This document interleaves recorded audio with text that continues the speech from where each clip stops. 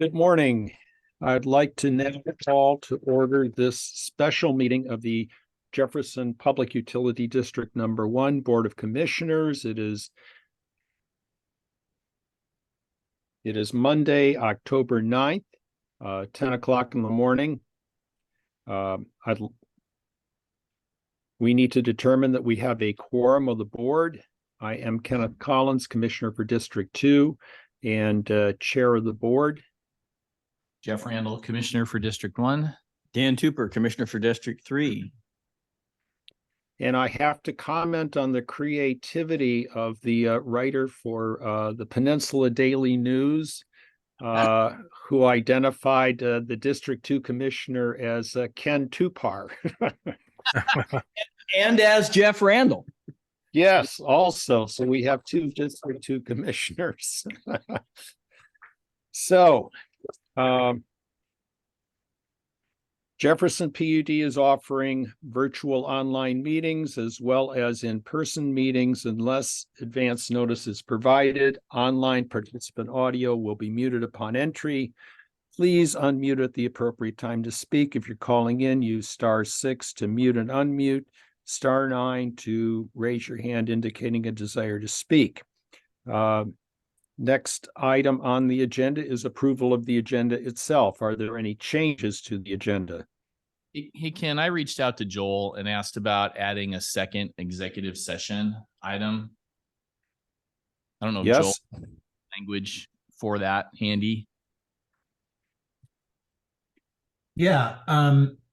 Well, it would be a second matter, but it would be under the same provision of sub I 4230-110I 1I, excuse me, to discuss with legal counsel representing the agency, litigation or potential agency to which the agency is likely or could become a party when public knowledge regarding the discussion is likely to result in adverse legal or financial consequence. So why don't we take the one item? I believe that's the basis for the first item. And the second item would be the same basis that I just said. And no need to repeat it. I'll just, for the record, say it's pursuant to 4230-110-1 sub I. And Sure. That would apply to both. Joel, are we talking about one continuous executive session, or are we talking about two separate sessions with a break to make an announcement? Yeah, let's take a break between them. Just traditionally, we've done that, Commissioner, and I think it just delineates those two items, and yeah, it's under the same. It's consistent with the statute. Yeah, it's the same statute, but it's actually a separate topic. Yeah, so it'd be two different agenda items. I guess that's understood. My motion would be to modify the agenda by adding a second executive session, as I discussed with the attorney, and it would be under that same legal basis for an executive session. I'll second the motion. Further discussion of the motion to approve the modified agenda? All in favor of the motion to approve the modified agenda, please signify by saying aye. Aye. Aye. Aye. The agenda has been approved. We'll now adjourn to executive session per RCW 42.30.110, Section 1, subsection I, to discuss with legal counsel potential litigation to which the PUD is likely to become a party. How much time should we allow for the first executive session? Approximately 1 hour.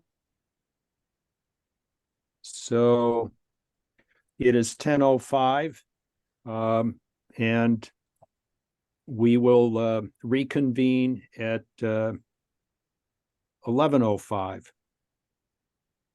So we'll now move into executive session. Button.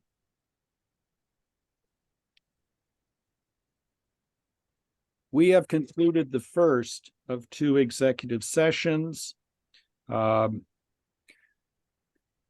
Kevin, if you can hear me, how much time will we need for the second executive session? Does 10 minutes work for you, Jeff? I think we ought to do at least 15 or 20 Okay. personally. Let's say 20 minutes. So per RCW 42.30.110, Section 1, subsection I, to discuss with legal counsel potential litigation to which the PUD is likely to become a party.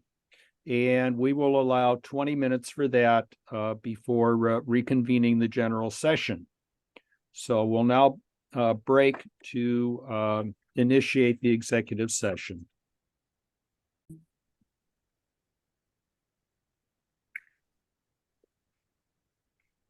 We have concluded the second of 2 executive sessions and have completed our agenda for this morning. I want to thank you all for your participation, fellow commissioners and staff. And on that note, we will now adjourn. Have a good day. Thanks. You too, Ken.